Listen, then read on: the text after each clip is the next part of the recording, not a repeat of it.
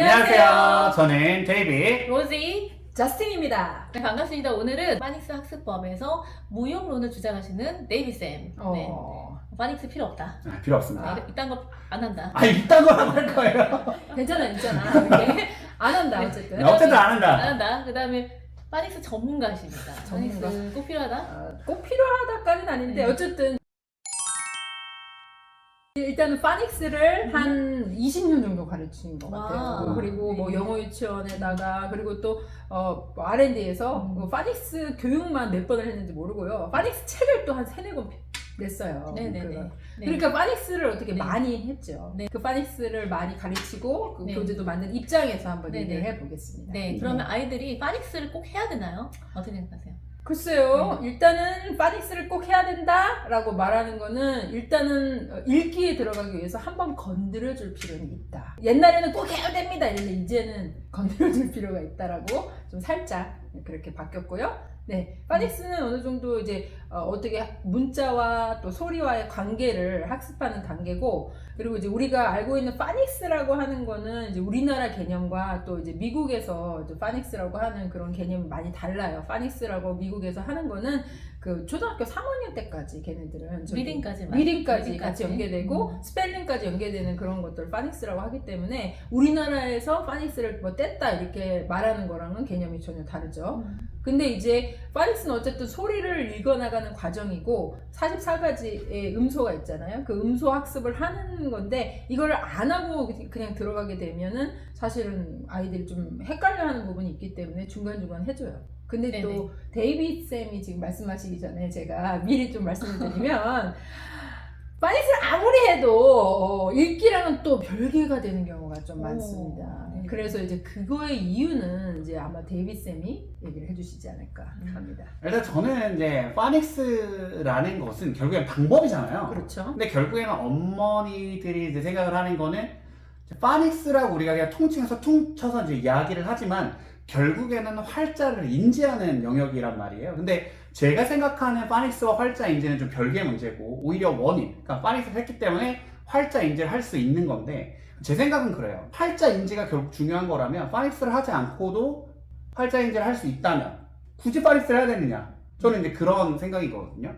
좀 전에 이제 44가지 음소 말씀하셨는데 이제 영어가 44가지 음소를 배우지만 결국 그거의 조합을 통해서 나올 수 있는 소리는 한 1000가지 정도가 나오거든요. 그렇죠. 정말 넘죠. 근데 그거를 다 규칙으로 만들어가지고 배우는 게 과연 효율적인가? 라는 생각은 좀 많이 들어요. 저 같은 경우에는. 어떻게 생각하세요? 뭐 그러니까 이제 파닉스라고 하는 거를 이제 우리들은 뭐 어머니들도 이제 파닉스가 뭐 이렇게 읽는 거고 교재에 맞춰서 이렇게 가르쳐야 된다 생각하지만 사실 파닉스의 아주 양대 산맥이 또 있죠. 파닉스를 가르칠 때 뭐죠? 쌤 아시잖아요. 파닉스 양대산맥? 그렇죠. 파닉스와 함께 가르쳐야 되는 Sight word. 사이트 월드. 오케이. 그 파닉스와 사이트 월드를 같이 가르쳐야 되는데 사이트 월드라고 하는 건 뭐냐면 눈으로 바로 보고 인지하는 그런 단어를 말해요. 그런 단어들 예를 들어서 더라든가 to라든가 여러 가지 단어들 있잖아요. 이런 단어들은 뭐 아이들이 아무리 파닉스를 배웠어도 다시 그거 뭐야 이거 전혀 파닉스랑 맞지 않잖아 하는 단어들이에요. 이런 단어들은 한 200개 뭐 아니면 뭐 1000개 이 정도의 단어들을 계속 이제 습득을 해야 된단 말이에요. 그러니까 어차피 파닉스를 배워도 아까 말씀하셨듯이 1000가지 조합이 있고 그다음에 사이트 월드를 또 학습해야 되기 때문에 이런 것들을 다 학습하고 넘어가고 이러려면 파닉스는 뭐 끝도 없어. 그럼에도 불구하고 파닉스를 짚어줘야 된다고 하는 거는 5가지 문해 요새 중에서 파닉스와 함께 굉장히 중요한 게 phonemic awareness라는 거를 이제 강조를 하거든요. 그럼 그게 뭐냐면 음소인지. 근데 이 음소인지를 하지 않고 이제 우리 학원에 오는 경우는 아이들이 당연히 파닉스를 이제 그거라도 많이 시켜야지만 아이들이 음소인지가 들어가는 거예요. 그런데 이제 엄마표 영어를 한다거나 아니면 아까 소리 영어처럼 소리 영어를 굉장히 집중적으로 하는 그런 학습 방법에서는 굳이 음소인지가 완전히 많이 들어가 있기 때문에 파닉스를 하지 않고 그냥 이렇게 봐도 바로 리딩이 가능할 수 있는 거죠. 그럼 직접 물어보면은 진짜 파닉스를 안 하고 리딩까지 가게 하는. 그렇죠. 이제 저는 네. 아예 저희 학원에 파닉스 과정 자체가 없어요. 그래서 초등학교 1학년이 오건 초등학교 5학년이 오건 무조건 듣고 따라 말하는 방식부터 시작을 하고 물론 그거를 교재로만 하진 않죠. 근데 저희가 다 이제 컨텐츠를 만들어서 동영상화 시켜서 동영상을 듣고 따라 말할 수 있도록. 그러니까 저희 학원에서 나오는 모든 컨텐츠는 다 발음이 다 들어가 있어요. 그래서 결국에는 저는 그렇게 생각을 하거든요. 사실 초등학교 저학년 때 보통 파닉스를 배우잖아요. 그러면 초등학교 저학년 때 배우는 단어의 양이 그렇게 많지 않거든요. 많지 않죠. 그러면 사이트 월드를 배우는 것처럼 접근을 해서 그런 것들도 익혀버릴 수 있지 않느냐. 예를 들어서 뭐 스카이라는 게 꼭 S가 S, K가 K, Y가 이 발음이 합쳐져서 조합이 돼서 스카이라는 발음이 나온다는 걸 몰라도 그냥 스카이를 딱 들었을 때 아 스카이 하늘이구나 이렇게 그냥 듣고 말할 수 있게 되면은 충분히 시간이 지나서 자연스럽게 모든 단어를 읽을 수 있게 뇌에서 패턴 인지가 된다라고 생각을 하거든요. 결국에는 그것이 어떻게 보면은 선생님이 직접 가르치지 않는 파닉스 학습법이라고 할 수 있죠. 왜냐면은 이렇게 스카이라는 어떤 단어를 제시하는 거잖아요.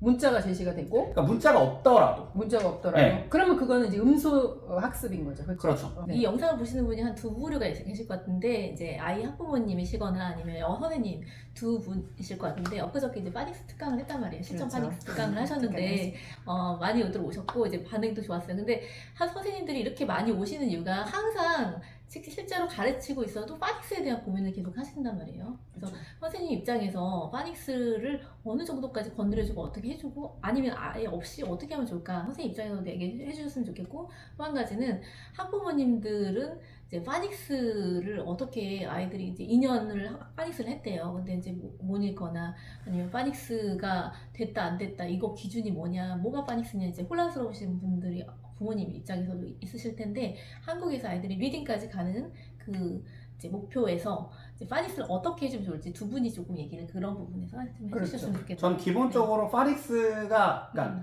제가 무용론자이긴 하지만 파닉스가 완전 필요 없다는 입장은 또 아니에요. 그러니까 시기가 있어요. 시기가. 네네. 그러니까 저희가 말하는 거는 우선순위의 문제고 아까 이제 음소인식을 계속 말씀을 하시는데 결국에 듣고 그 발음이 예를 들어 L 발음인지 R 발음인지를 듣자마자 구분해낼 수 있는 능력인 그렇죠, 거잖아요. 그렇죠. 그러니까 그걸가 된 친구들이 이제 파닉스를 배우면 최상으로 다 받아들일 수가 있는데 그렇죠. 대부분 음소인지나 음소인식이 안 돼 있는 상황에서 파닉스부터 규칙을 배우고 그 다음에 음소인지를 하려다 보니까 이게 뇌가 언어를 받아들이는 그 순서가 조금 맞지 않는다.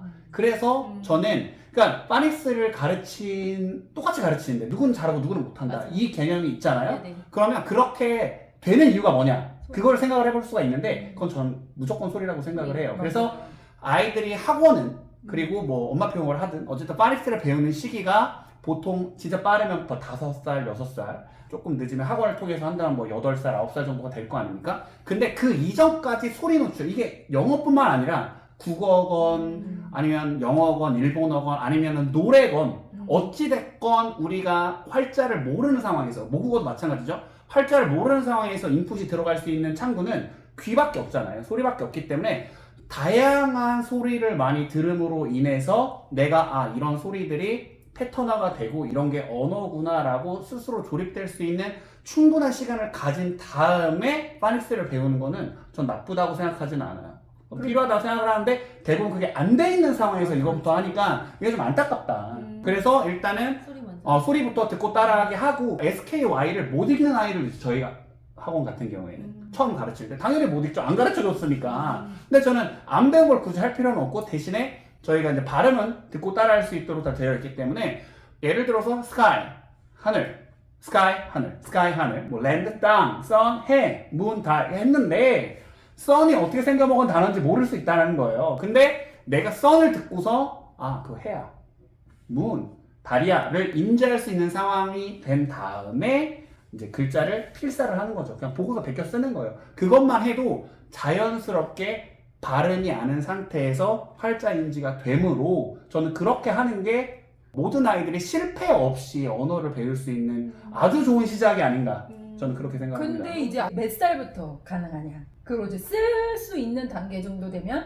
일단은 선생님이 말씀하신 이런 수업 방식은 초등학교 이상은 돼야지 그렇죠. 가능한 거잖아요. 그러니까 제가 생각하는 건 초등 전에 굳이 글자를 읽기 위해서 애쓸 필요가 있느냐라는 생각이 더 많이 들어요. 저도 그거 굉장히 그건 학습을 하기 위해서 하는 거잖아요. 맞아요. 그러니까 요즘에 뭐 넷플릭스나 디즈니 플러스나 엄청나게 많이 듣고 그리고 사실 리딩보다 우리가 옛날에는 뭐 한국 상황에서는 듣기보다는 리딩이 더 하기가 편하기 때문에 이런 얘기 되게 많이 하셨잖아요. 네네. 근데 사실 그런가요? 리딩보다 들을 수 있는 게 요즘엔 머티리얼들이 너무 훨씬 많죠. 많기 때문에 그렇죠. 유튜브라든지 넷플릭스, 뭐 디즈니 플러스 활자를 모른다 하더라도 듣고 화면을 통해서 노출해서 맥락과 상황에 대해서 이해할 수 있는 창구는 너무 많다라는 거예요. 그러니까 네. 그게 저는 미취학대 해야 될 것들이고 그게 충분히 된 상태에서 학습이 들어가야 되거나 정말 리딩을 해야 되기 전 단계로서 파닉스를 한다면 나쁘진 않지만 제가 문제 제기를 하는 건 언어를 배우는 첫 시기부터 파닉스가 들어가기 때문에 그게 문제라는 거죠. 계속 말씀을 드리는 자, 거. 이제 여기서 좀 말씀을 드릴게요. 네네. 선생님의 입장 첫 번째. 네. 파닉스